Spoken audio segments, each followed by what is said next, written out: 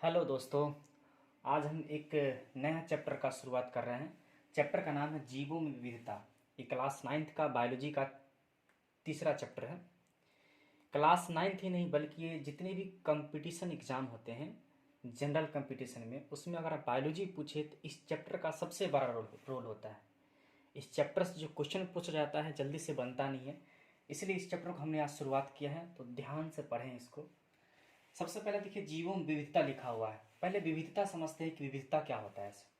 जैसे देखिएगा, लिखे हम यहाँ पर डिफिनेशन कि एक ही माता पिता के दो या दो से अधिक संतानें, दो भी हो सकते हैं और दो से अधिक भी हो सकते हैं। ठीक, देखिएगा, दो या दो से अधिक उसके संतानें जो होंगे वो आपस में कभी भी सेम टू सेम नहीं होंगे। अगर कितना भी सेम है लेकिन कुछ ना कुछ डिफरेंस जरूर होते हैं, माने आपस में एक दूसरे से भिन्न जरूर होते हैं।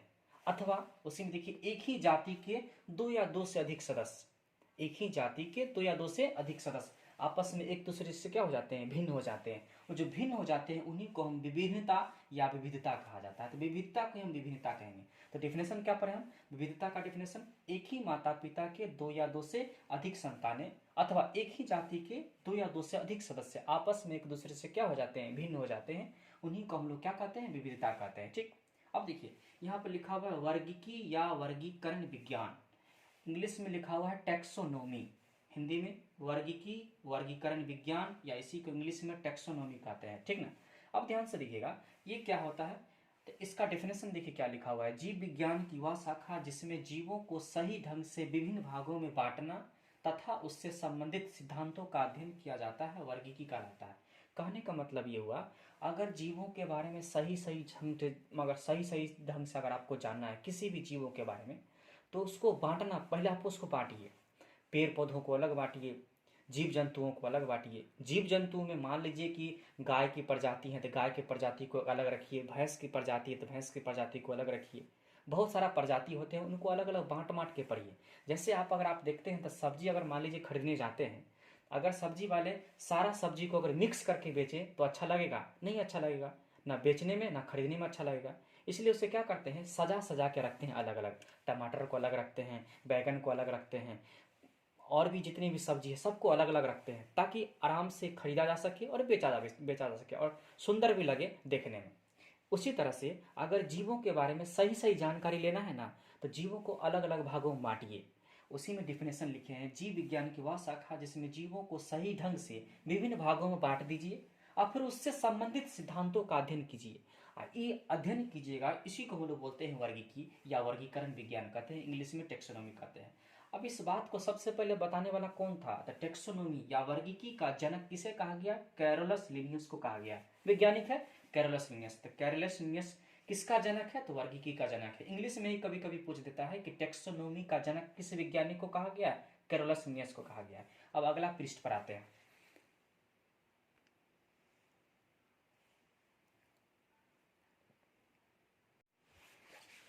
अब आगे देखते हैं, कुछ बातें हैं जो नोट्स के रूप में लिख दिए हैं, ये सब ऑब्जेक्टिव में काम देगा। इसमें देखिए, तक इसमें लिखे जीवों का विकास जो है इस धरती पर कितना वर्ष पहले हो चुका था, हुआ था? तो 3.5 माने 3.5 बिलियन वर्ष पहले हुआ था। ठीक ना। जीवों का विकास इस धरती पर कब हुआ था? तो 3.5 बिलियन वर्ष पहले हुआ था। ठीक, ये पहला नोट हो गया। दूसरा नोट देखिए तो क्या लिखा हुआ है, कह रहा है विकासवाद का संस्थापक चार्ल्स डार्विन को कहा जाता है। वेरी वेरी इंपॉर्टेंट बात, विकासवाद का संस्थापक किसे कहा गया है? चार्ल्स डार्विन, वैज्ञानिक है चार्ल्स, उसी को विकासवाद का संस्थापक कहा गया है। एक किताब का नाम लिखे इंग्लिश में, देखिए क्या लिखा हुआ है, the origin of species. The origin of species ये किताब है। इस किताब में जीवों का विकास कैसे हुआ यही सब के बारे में चर्चा किया गया, और इस किताब को लिखा कौन है? तो वही चार्ल्स डार्विन ने ही लिखा था। ठीक ना।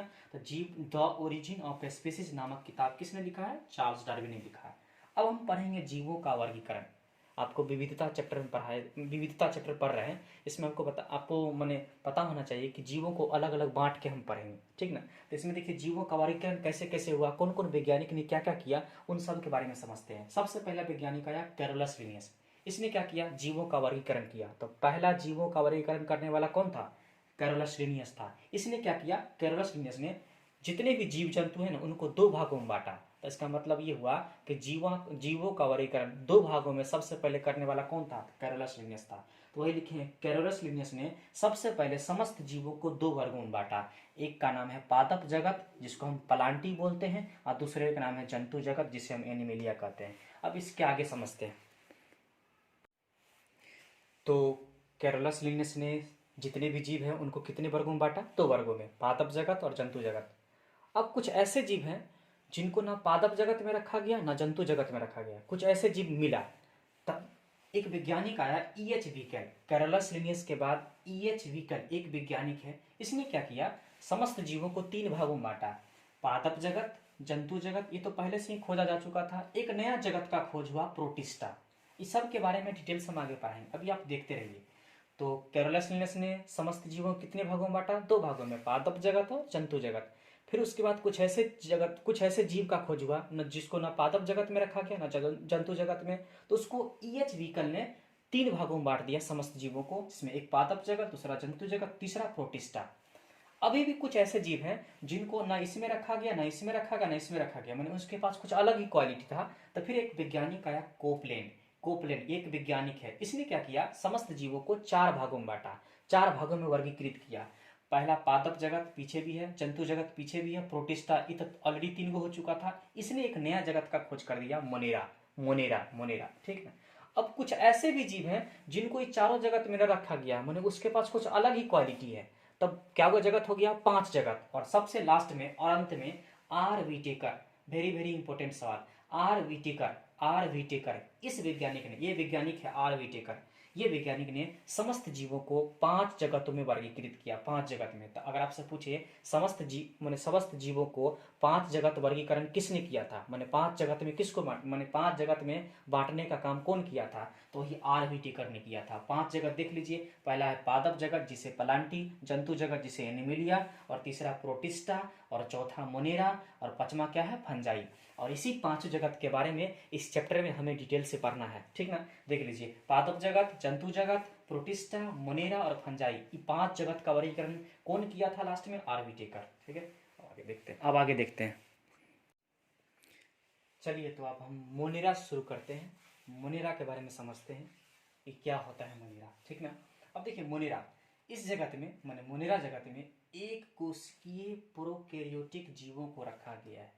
माने कैसे जीवों को रखेंगे? एक कोशिकीय जीव होना चाहिए, और भी कैसा होना चाहिए? प्रोकैरियोटिक होना चाहिए।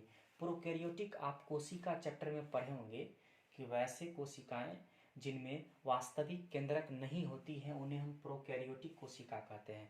माने कहने का मतलब ये हुआ कि मोनेरा के अंतर्गत हम वैसे जीवों को रखेंगे जो एक कोशिकीय हो और खास करके कैसे हो? प्रोकैरियोटिक हो। बस यही दोनों इंपॉर्टेंट है मोनेरा के बारे में। तो मोनेरा में रखा गया है कैसे जीवों को? एक कोशिकीय जीवों को, वो भी कैसा? प्रोकैरियोटिक जीव होना चाहिए। इस जगत के जीव माने मोनेरा जगत के जीव जो होते हैं वो पोषण के दृष्टिकोण से या तो स्वपोषी होंगे या तो परपोषी होंगे, ठीक ना। स्वपोषी कहने का मतलब या तो अपना भोजन स्वयं संश्लेषित करेंगे, या परपोषी कहने का मतलब या अपना भोजन प्राप्त करने के लिए दूसरे जीवों पर निर्भर रहेंगे। जैसे एग्जाम्पल देखिए, जीवाणु हो गया जिसको बैक्टीरिया बोलते हैं, साइनोबैक्टीरिया हो गया, माइकोप्लाज्मा हो गया। दुनिया की सबसे छोटी कोशिकाएं माइकोप्लाज्मा होती है, और माइकोप्लाज्मा को हम किस में रखेंगे? मोनेरा जगत में रहेंगे। Very very important. ये भी वेरी वेरी इंपॉर्टेंट, नील हरित शैवाल, ब्लू ग्रीन एल्गी, नील हरित शैवाल। हम सिर्फ शैवाल का बात नहीं कर रहे हैं, हम ब्लू ग्रीन एल्गी मतलब नील हरित शैवाल का बात कर रहे हैं। और नील हरित शैवालों को हम मोनेरा जगत में रखेंगे।